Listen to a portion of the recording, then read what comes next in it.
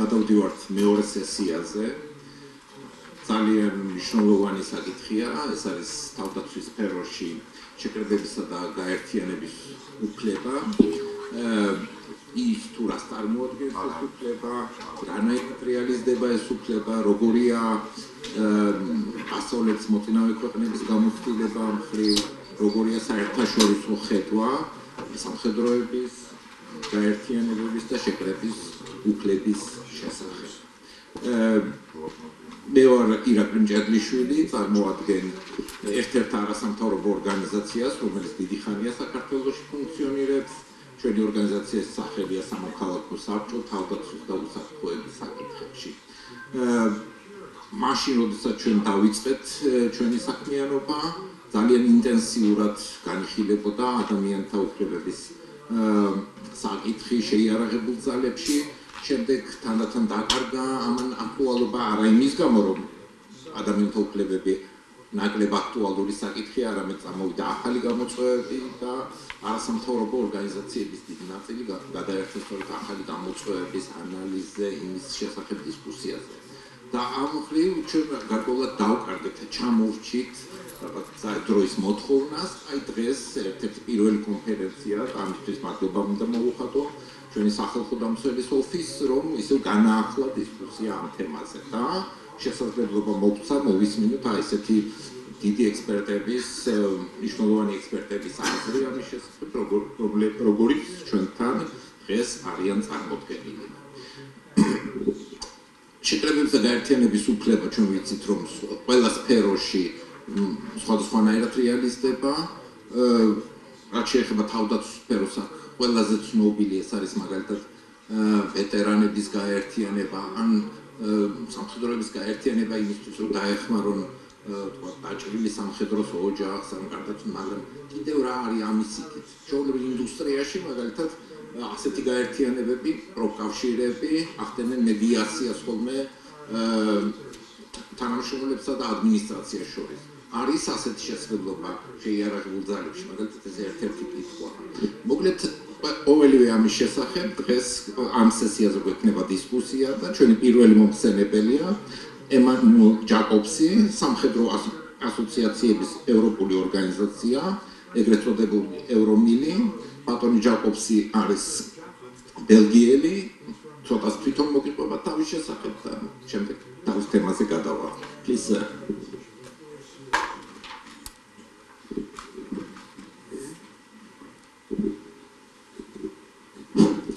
Thank you very much. Thank you for the invitation and the opportunity to be in one of your panels. In a matter of fact, very briefly on myself. As said, I'm from Belgium. I served 35 years in the Belgian Armed Forces.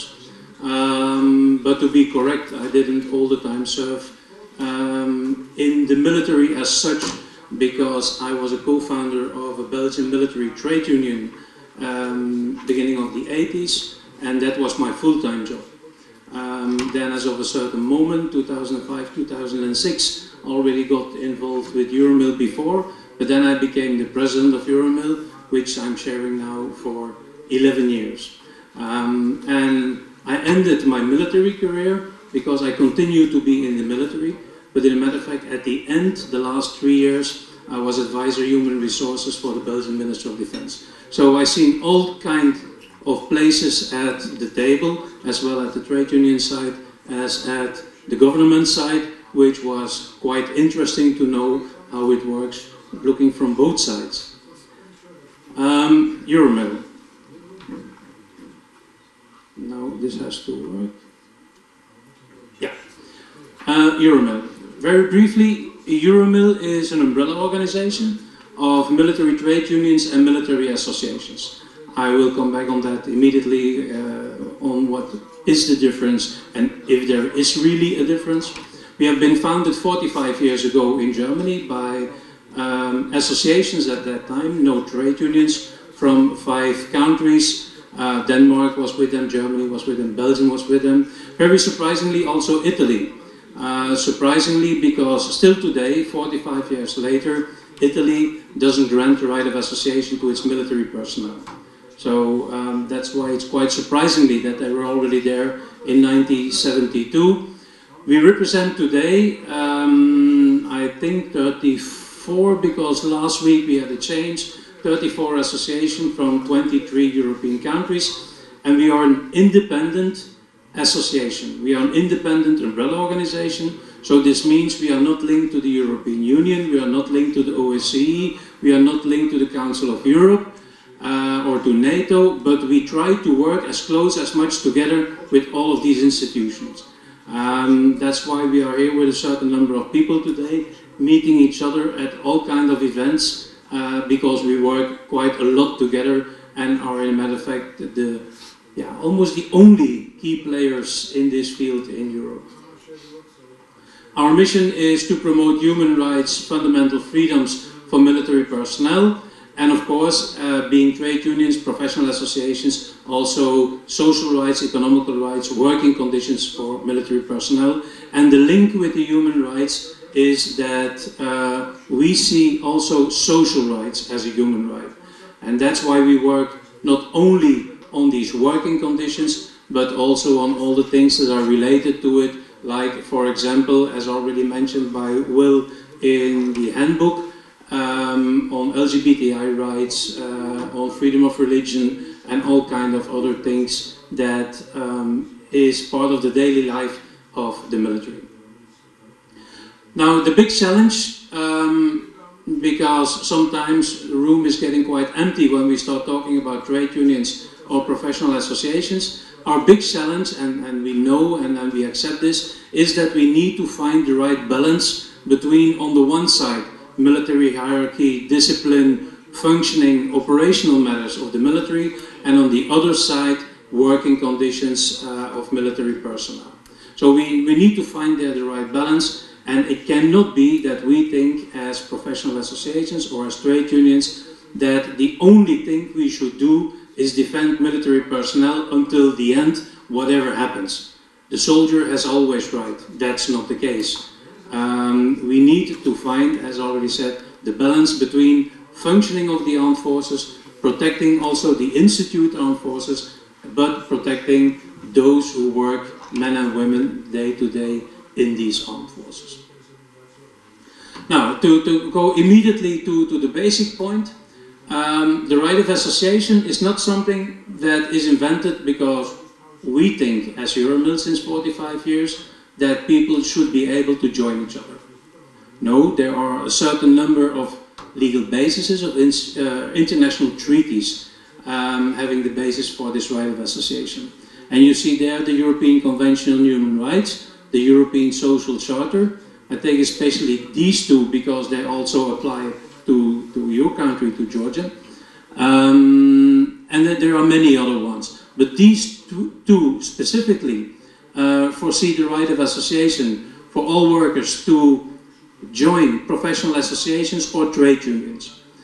Unfortunately, for some of our people that absolutely want to go for trade union rights in their country, then I have to say, unfortunately, there is no legislation that makes a choice between or a professional association or a trade union.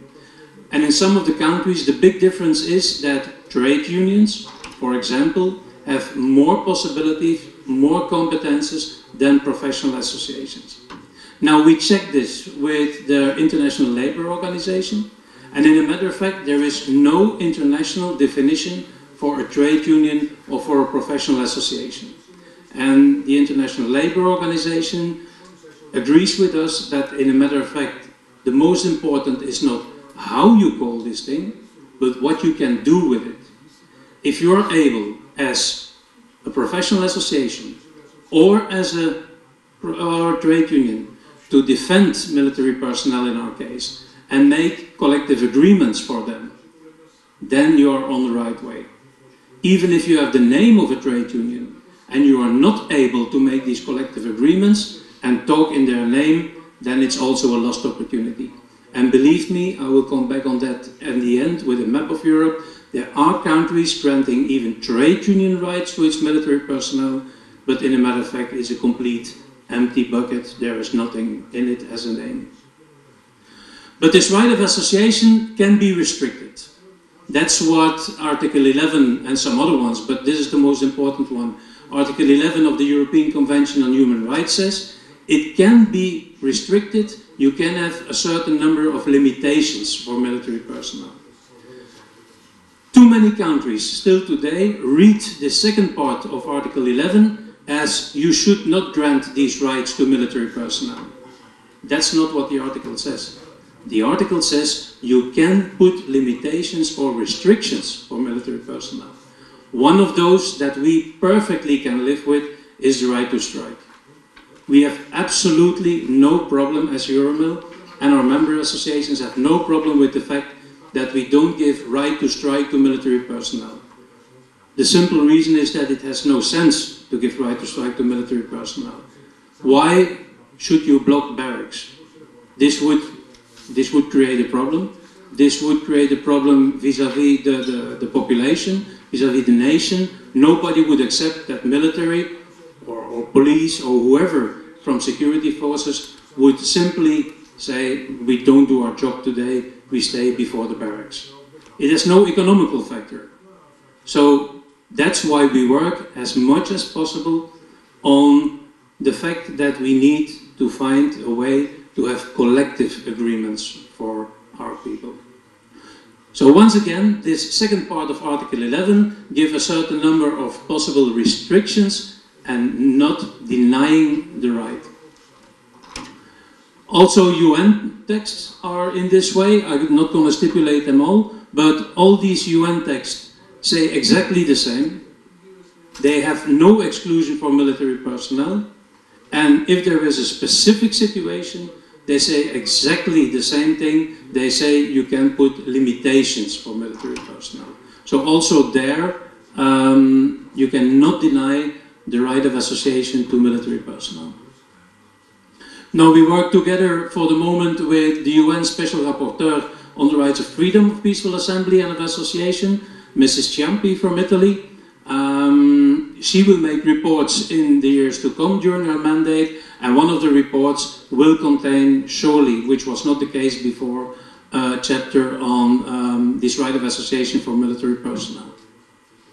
Now, there were, unfortunately, I say unfortunately because this means that we could not manage to find an agreement in the country, there were some cases. Now, the two most important and recent ones at the European Court of Human Rights in Strasbourg are cases against France. We had an individual and we had an association complaining against France because France, until the law has been changed in 2015, but before, France denied the right of association in trade unions or professional associations to active serving military personnel. Well, in both cases, Adef Drumil, which is an association, and Martelly, which is a lieutenant colonel of the French Gendarmerie, which are military personnel, both of them went to the European Court and won the case, I think it was the 2nd of October 2014, where the European Court stated also very clearly and underlined Article 11 of the European Convention, saying you can not deny these rights collectively to a group. You can only have some specific situations and exclusions. So this confirmed Article 11 of the Convention. For the moment, we have in the framework of the European Social Charter, also accepted by Georgia, the European Committee of Social Rights in Strasbourg, which is not a real judgment which is binding for countries, but anyway, we are waiting now the result for a case that we introduced against Ireland, which is, in a matter of fact, a different case, because in Ireland, since 25 years, military personnel has the right of association, but no trade union rights. Now, I told you before that for us, it's the same if you're in a trade union or in a professional association, as long as you can make collective agreements. Well, this is the case in Ireland. In Ireland, military personnel has the right of association, but cannot make collective agreements because they don't belong to the trade union world. It's a national legislation. So our association in Ireland asked the Minister of Defense if they could join the trade union world. The answer was no, it's not foreseen in legislation. So we complained at the European Social Charter Committee, and we are waiting now for the publication of the result of this case, and this will be at the latest the 18th of February 2018. Now that I can give you the exact date means also that I already know the exact result and answer, but which I cannot tell you because we cannot, as long as it's not officially published. But look at my face, and you know the result. But we have to wait unless the Committee of Ministers decide differently meanwhile, but I suppose they will not do. So these cases are very worthwhile to continue to work on, and in a matter of fact to try to convince still today a lot of European countries that these rights should be implemented. Now I'm not going to the following slides. You can distribute this presentation without any problem. I just want to show very quickly that fundamental rights for military personnel is an issue on several levels. It's in the European Union. One thing I want to point out is that recently, at the end of 2016, we managed to introduce in a resolution of the European Parliament an article saying exactly the same, that in the framework of a future European Defence Union, military personnel should be granted trade union rights and association rights, and link this to a social dialogue. The social dialogue which leads to collective agreement. Council of Europe was already several times discussed in the Council of Europe. Very important instrument on the Council of Europe, also very interesting for Georgia, is the recommendation 2010-4 of the Committee of Ministers on Human Rights of Members of the Armed Forces. With it something like 55 to 60 topics. Very interesting document. There is an explanation with it. One of the issues is the right of association, but many more, just like Will explained this morning in the handbook. All these topics are coming back. And why do we find this recommendation? Because at the end it's only a recommendation. But why is it so important? Because it's a recommendation of the Committee of Ministers. And we believe that it's quite strong. If ministers, when they are in meeting in Strasbourg, they say yes to a recommendation without remarks, and when they are back home they say, but at the end of the day, we will not implement this. It's a commitment of the Committee of Ministers, and they should speak in their hometown or in their home country just like they do in Strasbourg. Also the OSCE, already appointed by Will, there is attention for human rights and fundamental freedoms. This is the situation today, and I have no time to go through all the European countries, but when you look to this map, you see that countries with trade union rights are in green, those with the right of association in yellow, and those where rights are not legally arranged are in red. Now I will tell you immediately that some of the colors are very flexible. If you look, for example, in Russia and Ukraine on trade union rights, then this can be on paper in this way, but surely not in reality. When you look to other countries where, for example, you have trade union rights like in Montenegro, where we were quite happy. It was one of our first countries in the area, together with Serbia, where we got really trade union rights without a lot of discussion. They were in the constitution and later on implemented for military personnel. Well, for example, Montenegro, we started working there together with the government and on invitation of the government about 6 to 7 years ago, implementing trade unionism in the armed forces. Worked quite well, but okay, it takes always a little bit time, but worked quite well until there was a change of government. 2 years ago, things started to change. We are confronted today It's quite fresh, with a problem that our trade union leader of the military trade union, which is a lieutenant colonel in Montenegro, is facing now a procedure where the Minister of Defense decided that the poor guy will be normally retired at the end of this year. Consequence is that he loses also his position in the trade union, because legislation has foreseen that you cannot be a military trade union leader if you are not in active service.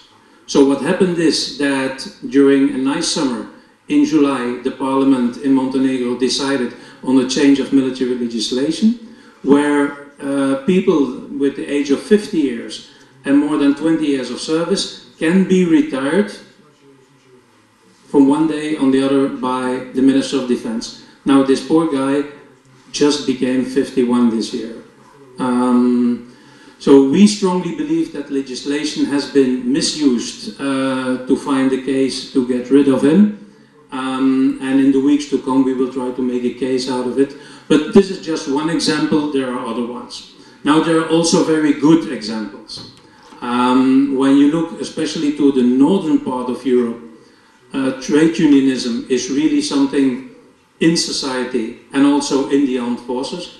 For example, just take Denmark. There is nobody having any doubt about the fact that somebody in the Danish armed forces is a member of the trade union. It's quite normal that you are a member.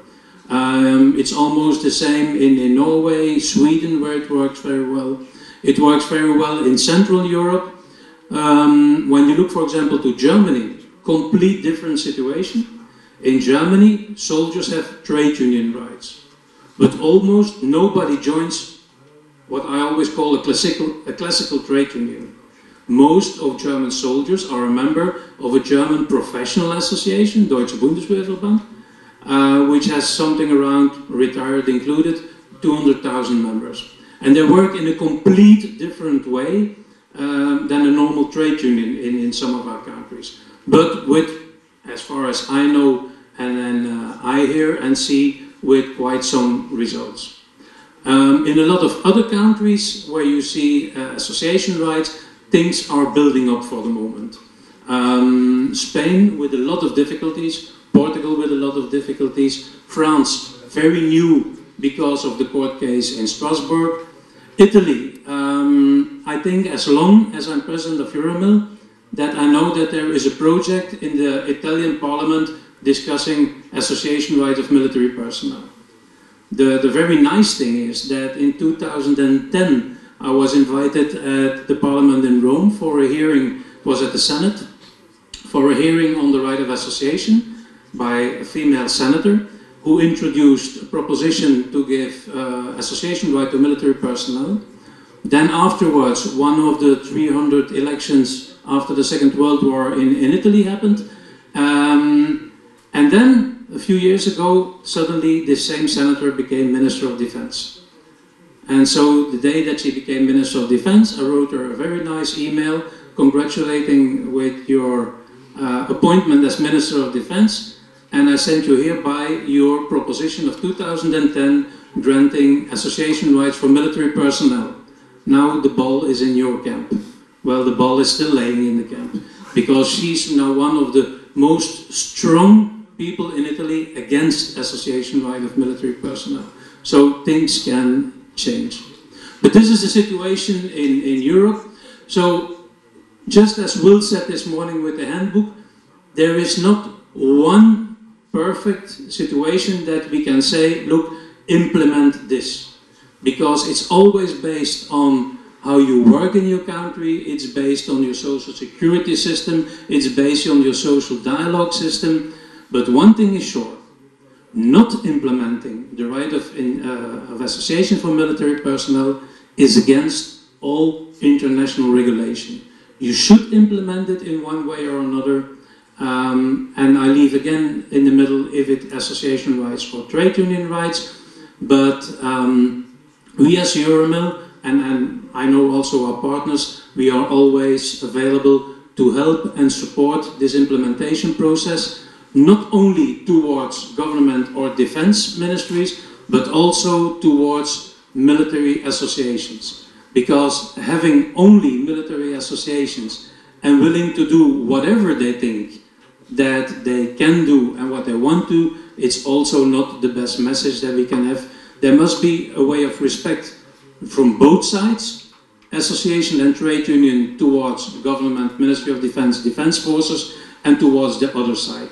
And it's only when you can sit together as respected partners on the same level at the table that you will be able to find solutions for military personnel, their families, and defense forces.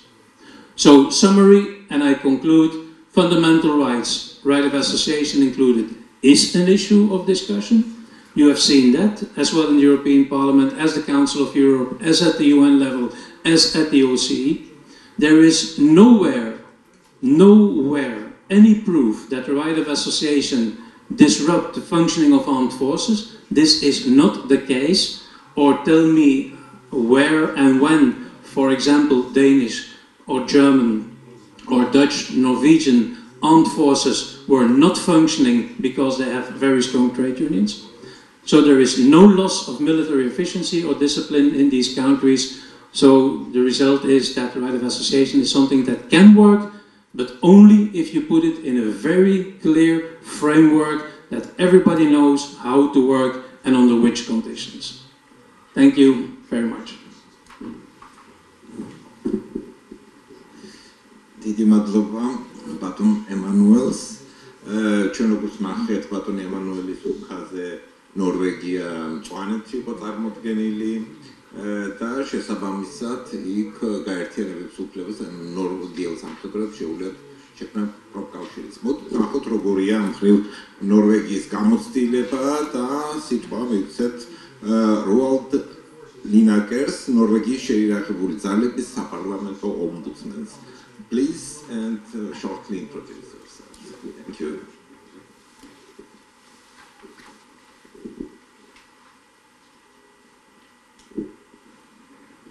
Thank you. Thank you.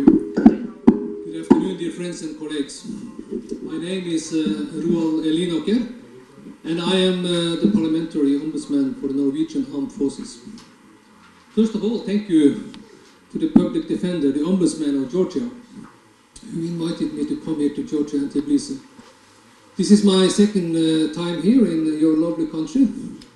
Last year, 12 months ago, my wife and I visited Georgia together with friends, and we used bicycles for 1 week during the mountain and these wine valleys. For 1 of the 2 weeks that we stayed here, it was amazing.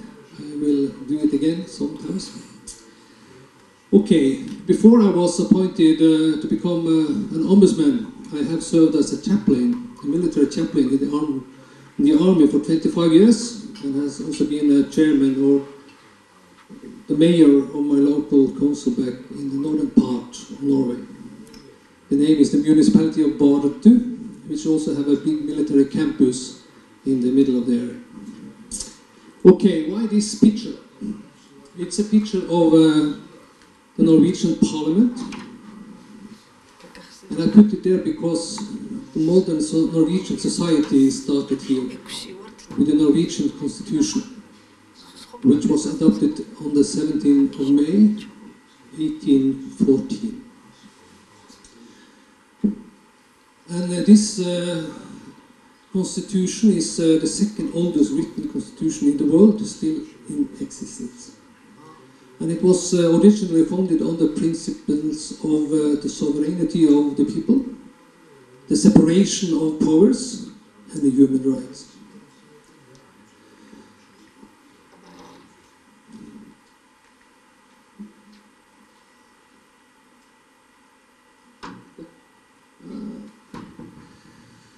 Please allow me during this presentation to use some background photos from my home area. It's my own picture, so I have all rights. The Constitution provides that the Parliament should appoint 5 national institutions who annually reports strictly to the Parliament. One of these institutions is the Parliamentary Ombudsman for the Armed Forces. And my office was established already in 1952 and was the world's first parliamentary military commissioner. And as all the other institutions, also the Ombudsman and my committee are appointed by and reports strictly to the Parliament each year. As you know, the Ombudsman is charged with safeguarding the rights of all personnel in the armed forces. Any individual who feels that he or she has been subject to incorrect, unjust or unreasonable treatment is entitled to bring his or her case before the Ombudsman. And the Ombudsman deals with all types of issues and circumstances relating to military service. The Ombudsman may address or on his own initiative take action in any matter found to be the need of attention. The Ombudsman is empowered to deal with cases involving all authorities, has access to all documents and information, and may hear witnesses and experts. And of course, it is very important that the Ombudsman is impartial and independent of the Minister of Defense, the Ministry of Defense, and the military authorities. This is my daily works frameworks. Norway has a very long tradition and to organize different groups among its citizens to safeguard their interests and to speak about our experience of the freedom of association and assembly of military. I think you have to know a little bit of our history.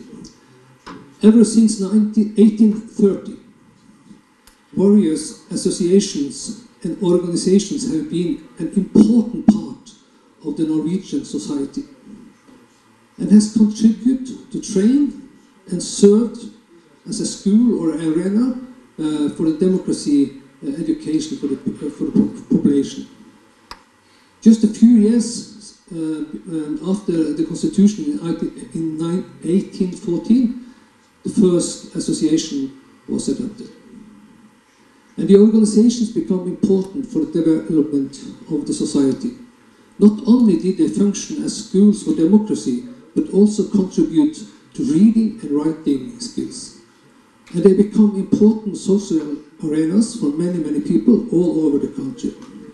As you know, Norway is a very long country, and it's not you don't just walk through the country for one day. You have to use many weeks. And important traits of many of these associations was that the women participated very early. Also by leading these associations in this way, the organizations have contributed to increased gender equality in Norway. And through the freedom of the press, also set out in the Constitution, the organizations have contributed to greater openness and increased freedom of expression. Today, the right to organize in association is a matter of course. Not only in Norway, as we heard, but in many countries all over the world. And of course, it is also a right not to get organized. Organizational freedom is one of the individual's fundamentally four freedoms. It's a fundamental human right. See the Article 8 of the UN Convention of Economic, Social and Cultural Rights.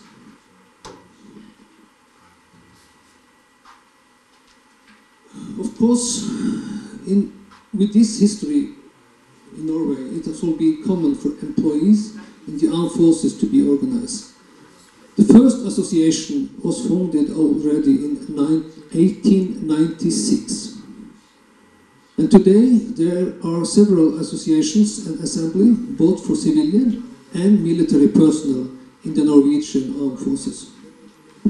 Common to all is that they are part of a cooperation in the Norwegian society between the employer and the employer.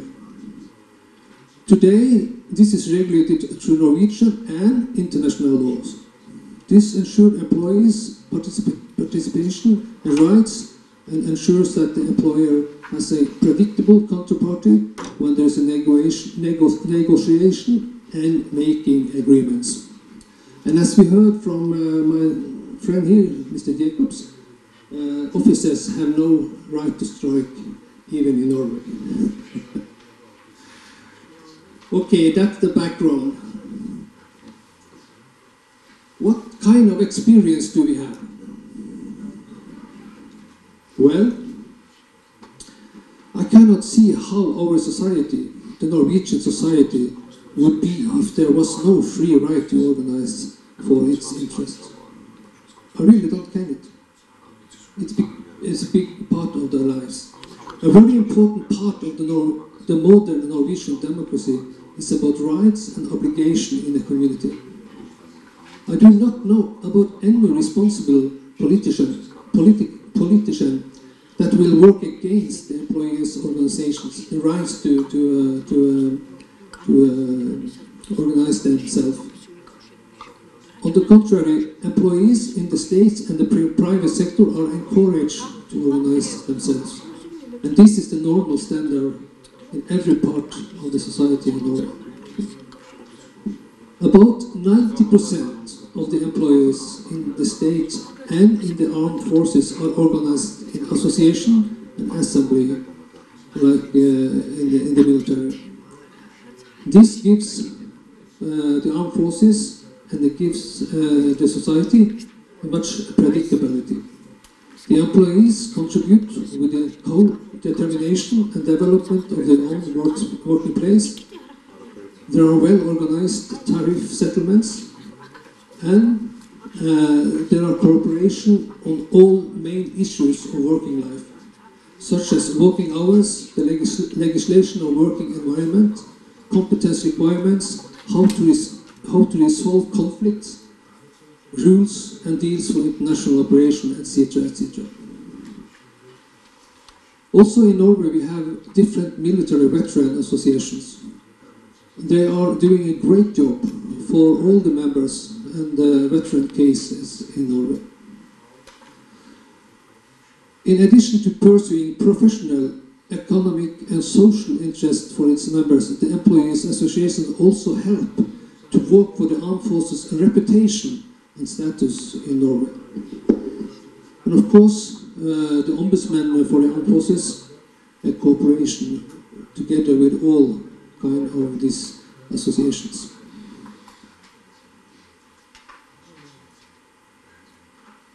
Nevertheless, yes, this is a correct picture. This was taken 2 weeks ago in Tromsø. Nevertheless, even with our long history, we still have conflicts, of course. Despite many laws and regulations development over many years, there are still cases brought into employment law, both of principal cases and also individual cases. In addition, there is often a large gap between the parties in the tariff settlements and by working with new laws, but most of these issues resolved through a good dialogue in this cooperation work.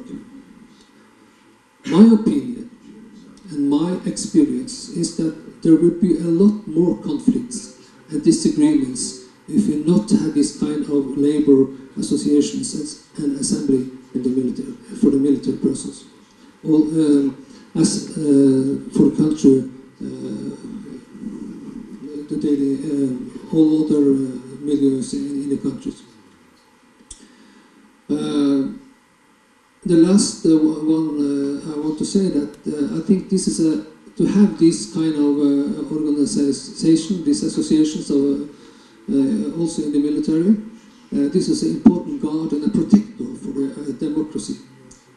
Because in this way, everyone takes responsibility, everyone has to communicate, everyone wants to be seen, everyone will be seen and heard.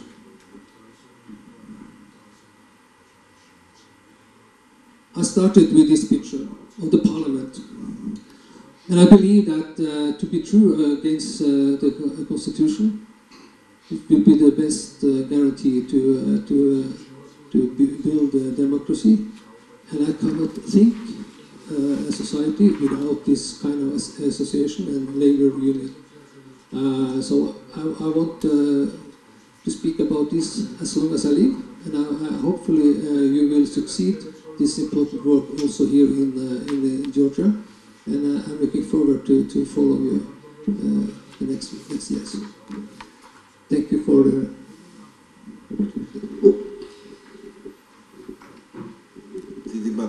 დიდი მადლობა ბატონო ლინაკერ ნორვეგიის გამოცდილების გადმოცემისთვის. ახლა ჩვენ გადავდივართ შემდეგ მომხსენებელზე.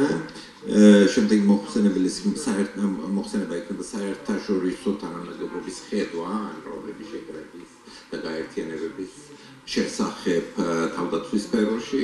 მოხსენებას წარმოგვიდგენს ქალბატონი ევა საპიეზინსკა, ადამიანთა უფლებათა ოფიცერი EUTO-დან, ადამიანის უფლებათა და დემოკრატიული ინსტიტუტების ოფისიდან, ანუ OSCE ODIHR-ის წარმომადგენელია. Please introduce yourself and presentation.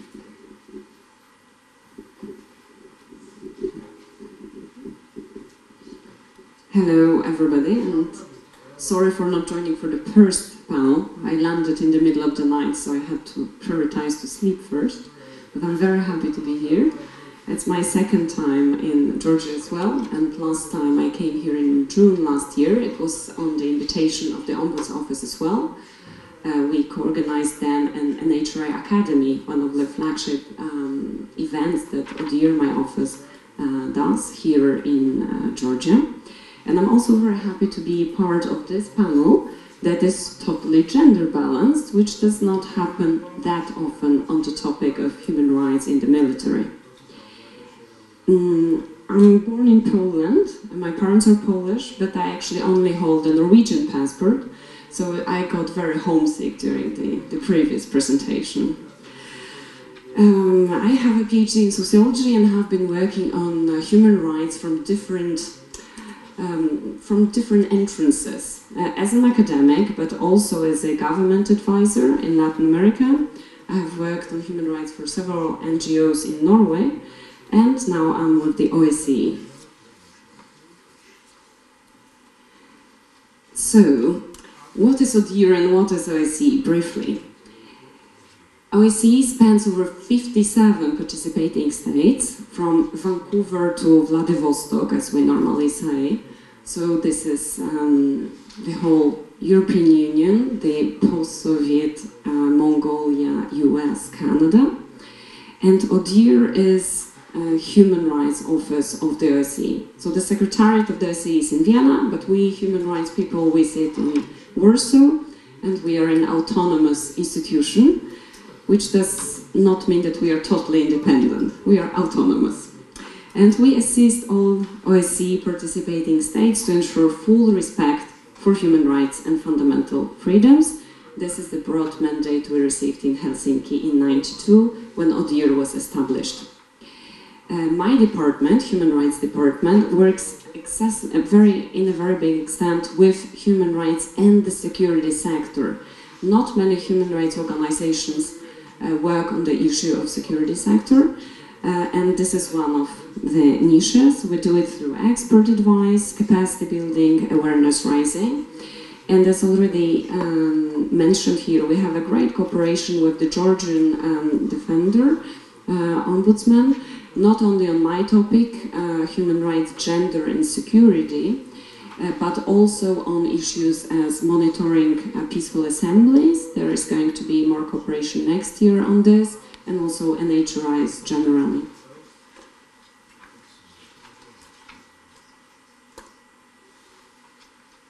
What my program does, Human Rights, Gender and Security, we support all the OSCE participating states in gender mainstreaming and human rights mainstreaming their security sector, and meeting relevant OSCE commitments. I'll come back to that.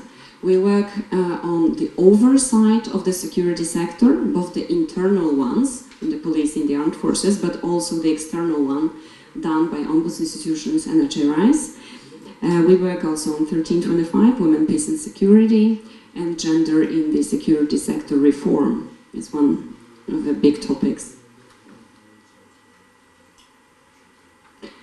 Here I'd like to show you a quote, and this picture is not from Norway. Members of the armed forces cannot be expected to respect humanitarian law and human rights in their operations unless respect for human rights is guaranteed within the army ranks. This is where it starts.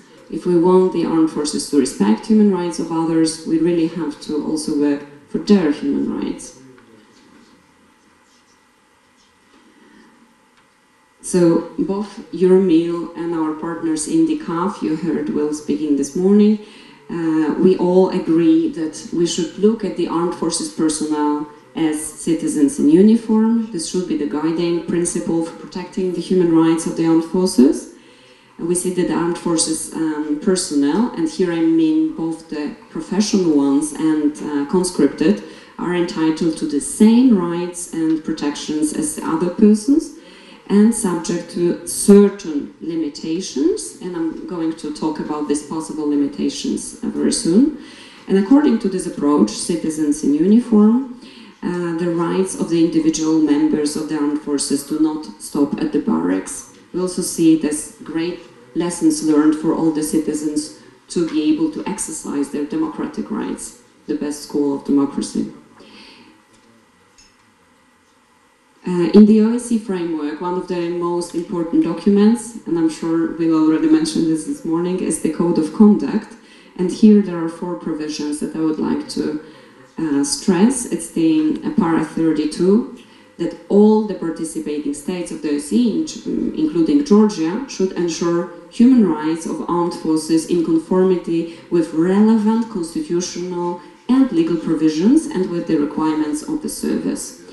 Then we have the following 2 have very clear links to the ombuds institutions, public defenders' offices, so that legal and administrative procedures to protect armed forces and human rights should be in place, and also democratic control of the armed forces should be secured.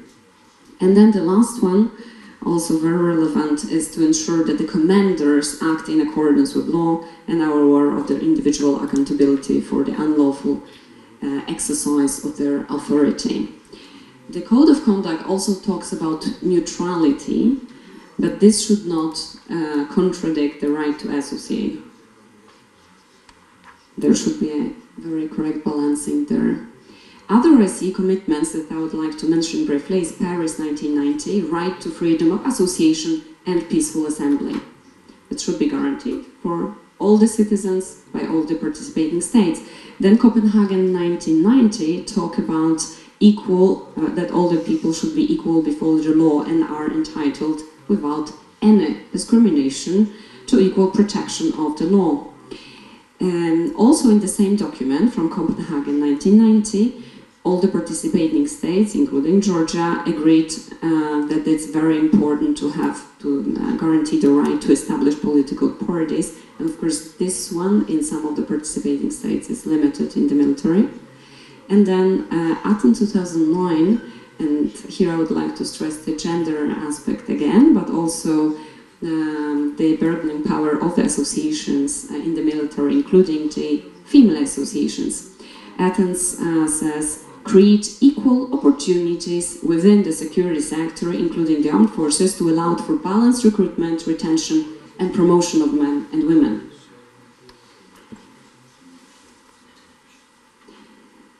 There are several international mechanisms that have been mentioned briefly also by Emmanuel. So first, of course, the Universal Declaration of Human Rights, Article 20, everyone has a right to freedom of peaceful assembly and association. Then we have the covenants that go into more details. So both the Covenant on Political and Civil Rights talks about peaceful assembly and also about possible restrictions on these rights in the military, but saying that any restriction has to be necessary in a democratic society. And this is key here.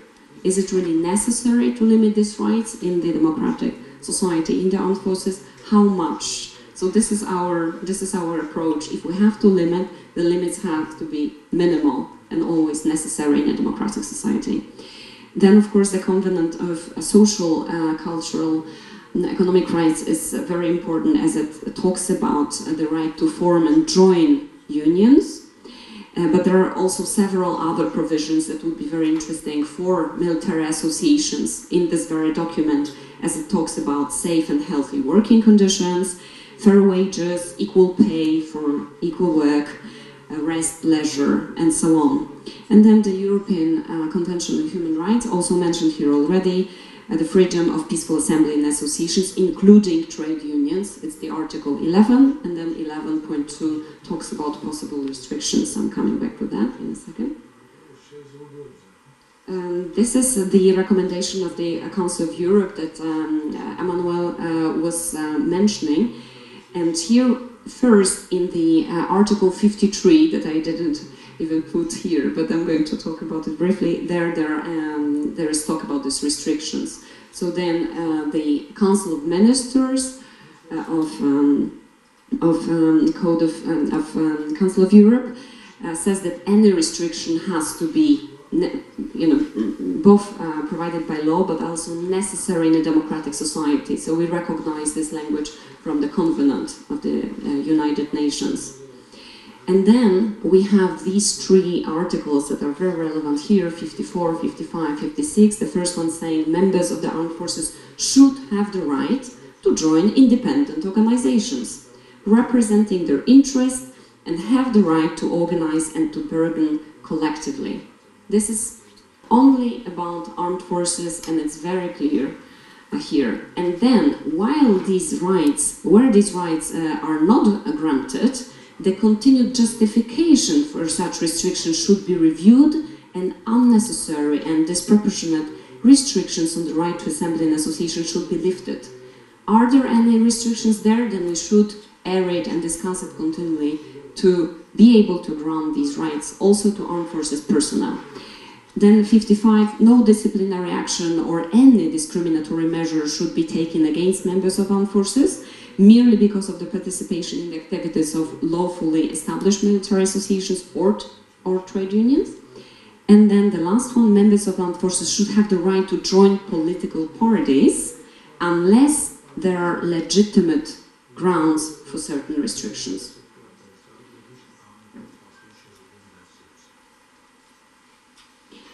So what about these limitations? We are all hovering about this topic. All the limitations on the human rights of the armed forces have to be provided by the law, consistent with international obligations that I was just mentioning, applied in a non-discriminatory fashion, and here again, maybe female associations might be an important example, and strictly proportional, right? Strictly proportional. And then, like with all the other limitations of human rights that can be restricted, these restrictions have to be transparent, predictable, but also open to challenge. So, for instance, the Ombuds Office can actually act, review, discuss if they are really necessary in a democratic society. This is the famous handbook that you see here. I brought some of the CDs where we have it in English and in Russian. And I don't know if Will already gave you the big news that we are going to revise the handbook, as it has been used by our partners and many organizations, also member organizations of Euromil. But all the recommendations that you find in the handbook from 2008, they are still valid. We stand for them. This handbook has been presented in 18 participating sites. We have had trainings on it. We find there are both parts on civil political rights, including right to association and assembly, but also chapters relative to social and economic rights are very important for the associations and unions. So working conditions, healthcare, family care, all this is there. And we also have a chapter on ombuds institutions for the armed forces. So when we look at chapter 9 in the handbook, it's about the military associations, and there are 4 key recommendations there. They are very similar to the ones from the Council of Europe that came 2 years later in 2010. So we were first. The first one is permit all members of the armed forces to join either a professional association or a trade union. Then associations or unions should be consulted in discussions concerning conditions of service. This is this collective bargaining, the point Emmanuel was stressing. Then no disciplinary action or victimization for participation in the activities of professional associations or trade unions can be taken. And then the restrictions. If there are any restrictions, for instance on the right to strike, for instance, then they should be prescribed by law, proportionate and non-discriminatory.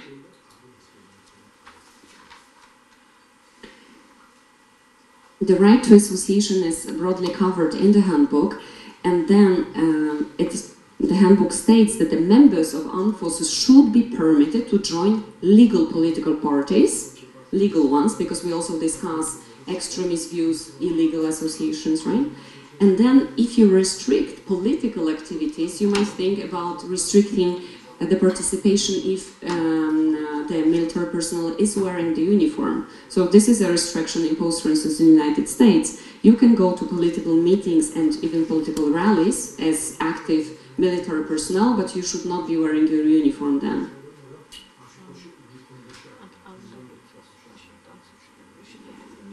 Right to assembly in the handbook, we also have a recommendation on this, and it says if there are any restrictions on the right to peaceful assembly by members of the armed forces, again, stressing my point, they should be prescribed by law, strictly proportionate, and applied in a non-discriminatory fashion.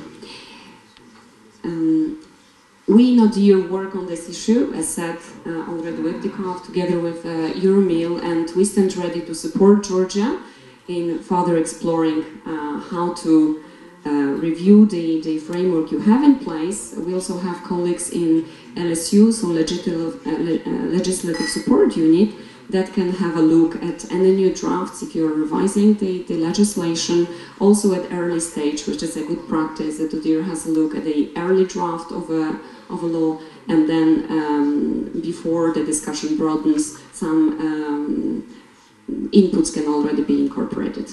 Thank you very much. I'm here also for during the rest of the day, so if you want to have more details, please just approach me. დიდი მადლობა ქალბატონოევა. ჩვენ გადავდივართ ჩვენს შემდეგ მოხსენებაზე, რომელსაც წარმოგიდგენს ქალბატონი თამარ გაბსონია. ქალბატონი თამარი გახლავთ საქართველოს პროფესიული კავშირების კონფედერაციის წარმომადგენელი, იურისტი, ეს თანამდებობა, მაგრამ უფრო დეტალურად თვითონ თავის შესახებ. მოგესალმებით. პირველ რიგში დიდი მადლობა მოწვევისთვის და იმისთვის, რომ საქართველოს პროფესიული კავშირების გაერთიანებას მიეცა შესაძლებლობა, რომ ისაუბროს დღეს ამ თემაზე. იქიდან გამომდინარე, რომ ეს არის ძალიან მნიშვნელოვანი საკითხი. ვფიქრობ, რომ ამ მიმართულებით კიდე ძალიან ბევრი რამ არის საქართველოში გასაკეთებელი. ძალიან მოკლედ ჩემ შესახებ, მე ვარ იურისტი, რომელიც ბოლო 3 წელი მუშაობს საქართველოს პროფესიული კავშირების გაერთიანებაში, მაგრამ 15 წელს არამეტია მუშაობს ზოგადად ადამიანის უფლებების დაცვის კუთხით. შესაბამისად, თანამედროვე ვთქვა, რომ ადამიანის უფლებები ჩემში არის როგორც რწმენის სტოლფასი. ამდენად ყოველთვის მიხარია, როდესაც მიძლევა შესაძლებლობა შევიტანო წვლილი ადამიანის უფლებათა მდგომარეობაზე სასაუბრად და გადავდგა კონკრეტული ნაბიჯები მის გასაუმჯობესებლად. ახლა რაც შეეხება ჩვენს პრეზენტაციას, დღეს ვისაუბრებ საქართველოზე, საქართველოში არსებულ კანონმდებლობაზე, გაერთიანების თავისუფლების კუთხით, რა უფლებას გვაძლევს ჩვენი ქვეყნის ეროვნული კანონმდებლობა. შემდგომ შევეცდებით თქვენი ყურადღება მივაყო იმ საერთაშორისო ვალდებულებებს, რაც ჩვენს ქვეყანას საქართველოს გააჩნია. იმისათვის, რომ უზრუნველყოს ადამიანის უფლებების დაცვა გაერთიანების თავისუფლების კუთხით და გავაკეთებ აქცენტს, რა თქმა უნდა, ჩვენს დღევანდელ თემატიკაზე, სამხედრო თავდაცვის საკითხებზე, ასევე შევეცდები საქართველოს პროფესიული კავშირების მწիր გამოცდილებაზე, რაც გააჩნია თავდაცვის სფეროში მუშაობასთან დაკავშირებით ვისაუბროთ იმ გამოწვევებზე, რომელიც მე მევგოწილად, რომ თქვენ მოგიყვეთ, იმიტომ რომ მე იმ დროს იქ არ მუშაობდი, როდესაც არსებობდა საქართველოს პროფესიული კავშირის გაერთიანებაში დარგობრივი ორგანიზაცია, რომელსაც თავდაცვის პროკავშირები ერქვა, თავდაცვის სფეროში არსებული პროკავშირები, ასევე ვისაუბრებ გაერთიანების თავისუფლების რეალიზაციის ყველაზე მნიშვნელოვან უფლებაზე, მის დანერგვის აუცილებლობაზე, როგორ უნდა დაინერგოს იმგვარად, რომ ადამიანის უფლება, გაერთიანების უფლება იყოს რეალიზებული და იმ გამოწვევებზე, რასაც ჩვენ ხვდებით ზოგადად გაერთიანების თავისუფლების რეალიზაციის კუთხით. და ცოტა რამდენიმე რეკომენდაცია შევეცდები, რომ თქვა, როგორ შეიძლება რომ ამ მხრივ გაუმჯობესდეს მდგომარეობა. როდესაც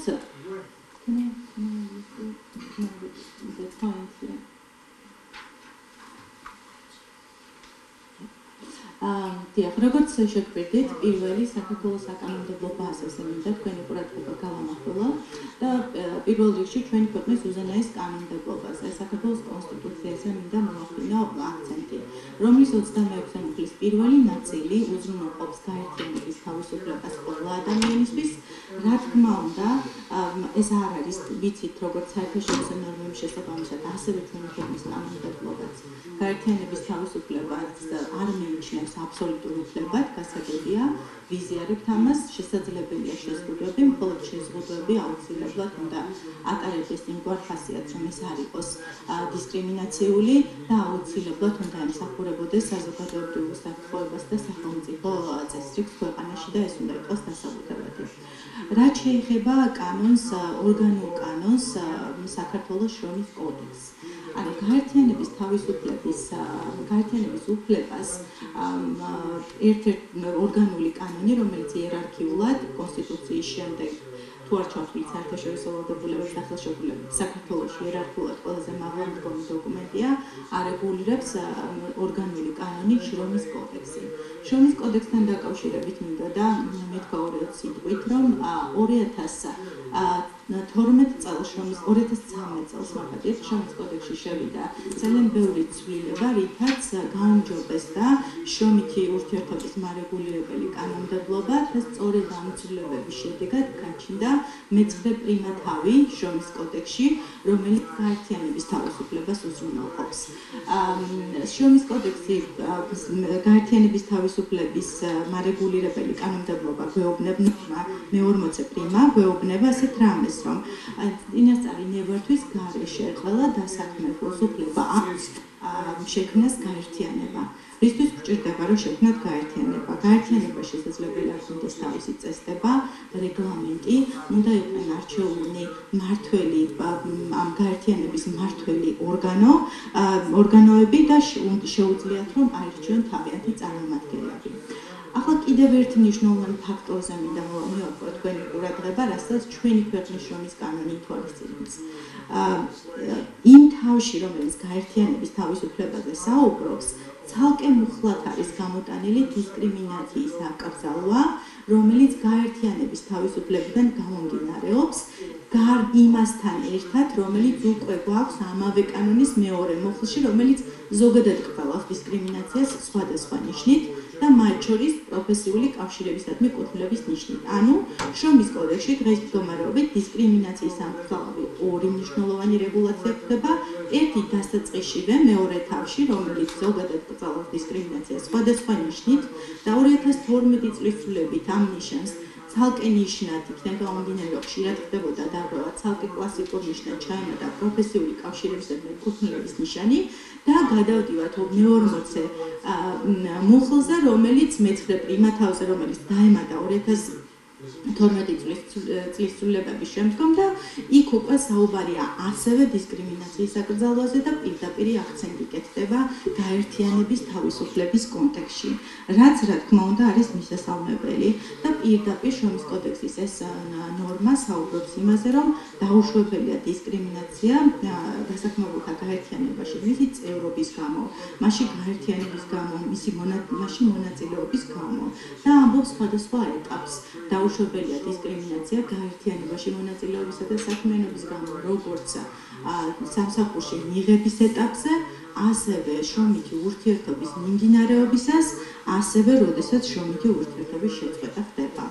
აქვე მინდა თქვენი ყურადღება მივუყურო გარკვეულწილად დამსაქმებლის პასუხისმგებლობასაც. ამავე მე-40 მეორე ნაწილი ამბობს, რომ სამუშაო დროის განმავლობაში დასაქმებულთა გაერთიანებაში, საქმიანობაში ცოტა ისეთი კოდექსის ნორმა არის და ამიტომ მინდა რომ პირდაპირ გადმოვიტანო საქმიანობაში მონაწილეობა დასაშვებია დასაქმებულთან შეთანხმებით. ძალიან მოკლედ და ესე მარტივად რომ ვთქვათ, დამსაქმებელმა ხელი უნდა შეუწყოს დასაქმებულებს, რომ მათ თავიანთი საქმიანობა განახორციელონ გაერთიანების თავისუფლების უფლების რეალიზაციის შესაბამისად. ანუ ხელი არ უნდა შეუშალონ, მაგრამ ამ უფლების განხორციელებაში საქართველოს პროფესიული კავშირების გაერთიანება ხედავს პრობლემას, რეალურად მიუხედავად იმისა, რომ კანონი ამის უფლებას გვაძლევს, მისი დანერგვის კუთხით ხედავს პრობლემას და მოკლედ გეტყვით რა შემდგომარეობს.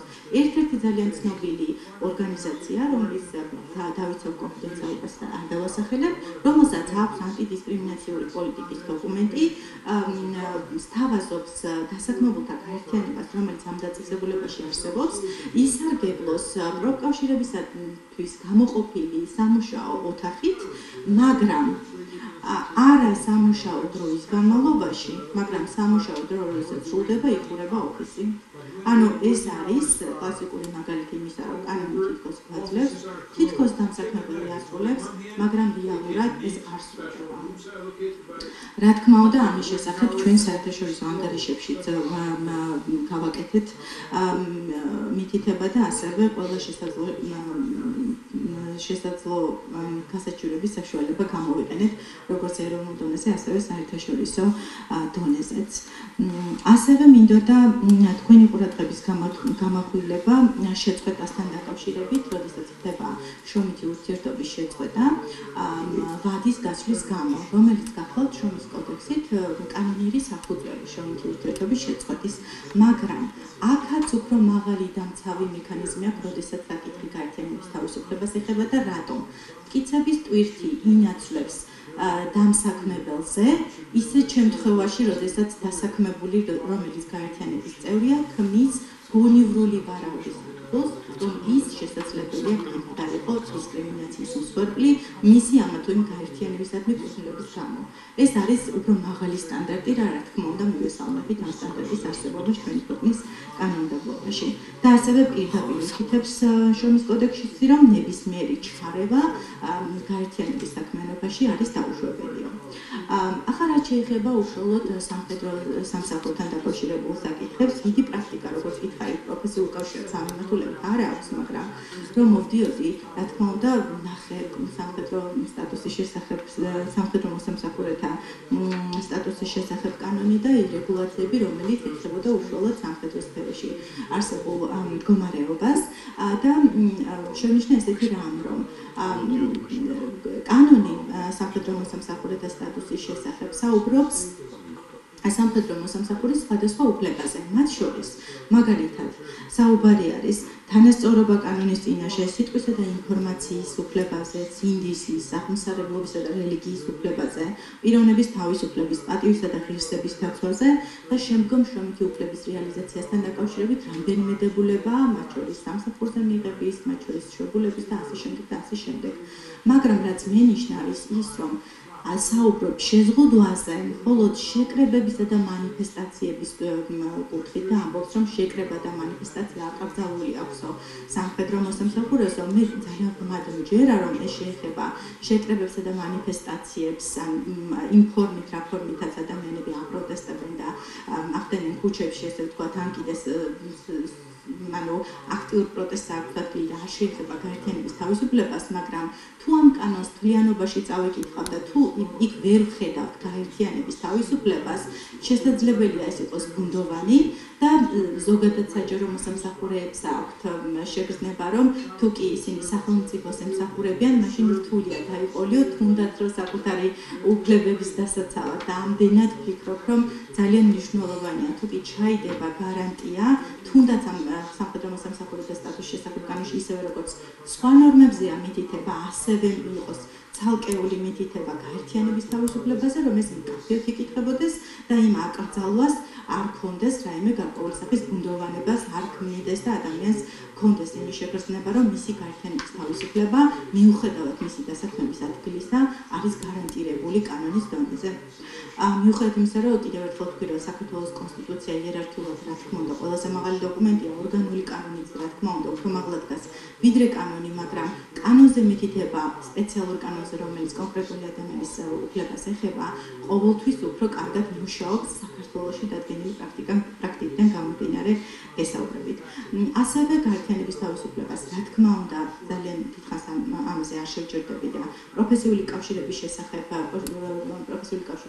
კანონი არეგულირებს და ცნობს ძალიან ბევრ უფლებას, მათ შორის სოციალური ეკონომიკური პროფესიული კავშირის წევრების სოციალური ეკონომიკური უფლებების დაცვის გარანტად გვევლინება, ასევე სამართლებრივი დაცვის გარანტად და ასევე სხვადასხვა გაერთიანების კონფედერაციების შექმნის უფლებას ცნობს და ძალიან მნიშვნელოვანი ასევე ის, რომ პროფესიული კავშირების წევრებს აქვს სამსახურისაგან თავისუფლების დროს გარკვეული გარანტიები, როდესაც თუ კი ის მართლ ორგანოში არის არჩეული, მაშინ შეთანხმება საჭიროებს თუ კი ადამიანი, რომელიც გათავისუფლებას ექვემდებარება, შესაძლო გათავისუფლებას და ამავდროულად პროფესიული კავშირების მმართველ რგოლში არის არჩეული, საჭიროებს თანხმობას პროფესიული კავშირების მხრიდან, რომელიც ასევე დამატებით დაცვის გარანტია. რა თქმა უნდა, არა ვართ დაცული გათავისუფლებისგან და ძალიან ბევრი გვაქვს დავები ამ მიმართულებით, მაგრამ ეს არის დამატებითი გარანტია, რაც მინდოდა თქვენი ყურადღება რომ მიმეყრო.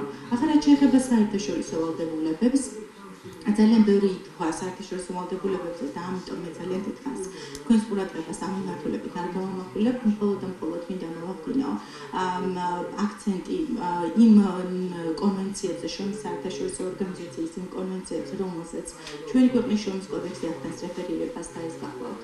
შრომის საერთაშორისო ორგანიზაციის 87 კონვენცია გაერთიანების თავისუფლების შესახებ და 98 კონვენცია კოლექტიური მოლაპარაკებების შესახებ და სწორედ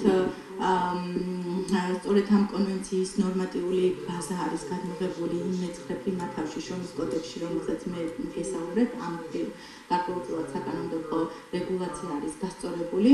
შემდგომ ასევე შემდგომ უნივერსალურ მექანიზმებზე, როდესაც ვსაუბრობთ საერთაშორისო მექანიზმებზე, მნიშვნელოვანი ასევე ყურადღება გავამახვილოთ სამოქალაქო და პოლიტიკური უფლებების შესახებ ქაიროს პაქტზე, ისევე როგორც სოციალური და ეკონომიკური უფლებების შესახებ ქაიროს პაქტზე, რომლებიც ცნობენ გაერთიანების თავისუფლებას როგორც ფუნდამენტურ უფლებას, არ შევჩერდები შეზღუდვებზე და ჩემ წინ გამომცემლებმა უკვე ისაუბრეს, რომ ის უნდა იყოს გამართლებული და აბსოლუტურად ვიზიარებ, რა თქმა უნდა ემსახურებოდეს კონკრეტულ მიზანს და ეს ხელაღებით შეზღუდვა ან აკრძალვა არის დაუშვებელი, რა თქმა უნდა, და ასევე ორივე პაქტი იცნობს დისკრიმინაციის აკრძალვას, მათ შორის გაერთიანების წევრების კულტურების გამო და ასევე მინდა ყურადღება გავამახვილო ევროპულ სასამართლოზე და ევროკონვენციაზე მე-11 მოხდა ითქვა, რომელიც უზრუნველყოფს გაერთიანების თავისუფლებას, ასევე ევროპული სასამართლოს პრეცედენტულ სამართალზეც ითქვა, რომელიც რა თქმა უნდა კრძალავს გაერთიანების ნიშნის დისკრიმინაციას და კონკრეტულ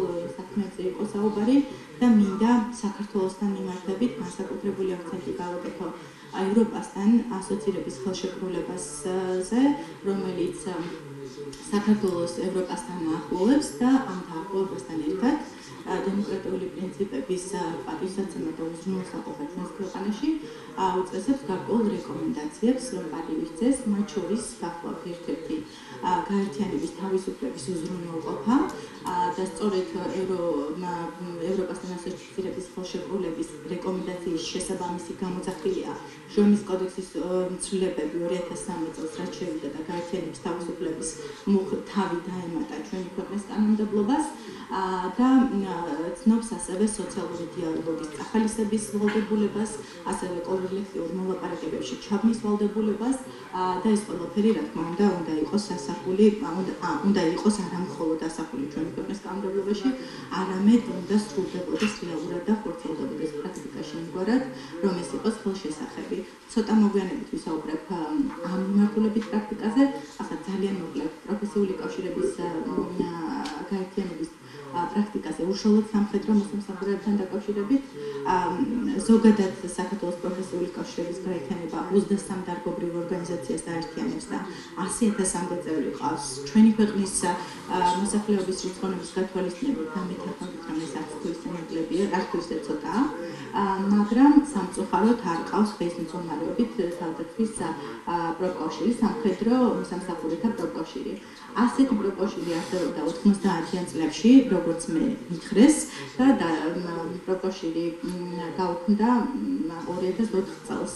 ძირითადი მიზეზი იყო ის, რომ რეალურად არ ხდებოდა გაერთიანების უფლების რეალიზება და გარდა ამისა, ერთ-ერთი განმსაზღვრელი ფაქტორი ასევე იყო ის, რომ 2003 წელს მოხდა ხელისუფლების ცვლილება, რომელმაც უფრო ნეოლიბერალური პოლიტიკა აირჩია, შესაბამისად ეს იყო კიდევ ერთ-ერთი ძალიან მნიშვნელოვანი ფაქტორი, საინტერესოდ რომ მოხდა წევრების გადინება სამხედრო პროკავშირიდან და საბოლოო ჯამში გამოიწვია პროკავშირების გაუქმება ამ სექტორში. ახლა რაც შეეხება გაერთიანების თავისუფლების რეალიზებას და ზოგადად საჯარო სტრუქტურაში წარმოდგენებს და ცნობიერებას ამ მიმართულებით ძალიან მოკლედ შევეხები, ვიცი რომ ძალიან ცოტა გვაქვს დრო. გაერთიანების შექმნა და მაშინ მონაწილეობა უნდა ხდებოდეს რაღაცა მიზნისთვის, უნდა ემსახურებოდეს რაღაც მიზანს და ერთ-ერთი ესეთი მიზანი არის ის, რომ ადამიანმა უნდა დაიცვას თავისი შრომითი უფლებები, სოციალურ-ეკონომიკური უფლებები, როგორ უნდა დაიცვას ისე, რომ ჩაებას კოლექტიურ მოლაპარაკებებში, დაჯდეს დამსაქმებელთან კოლექტიურ ორმხრივ დიალოგში, თუ საჭირო გახდა სამხრივ დიალოგში სახელმწიფოს უნდა ჩაერიოს და შესაბამისად უნდა იყოს მოსმენილი, უნდა გაიმართოს მსჯელობა და შესაბამისად უნდა იქნეს მიღებული გადაწყვეტილება.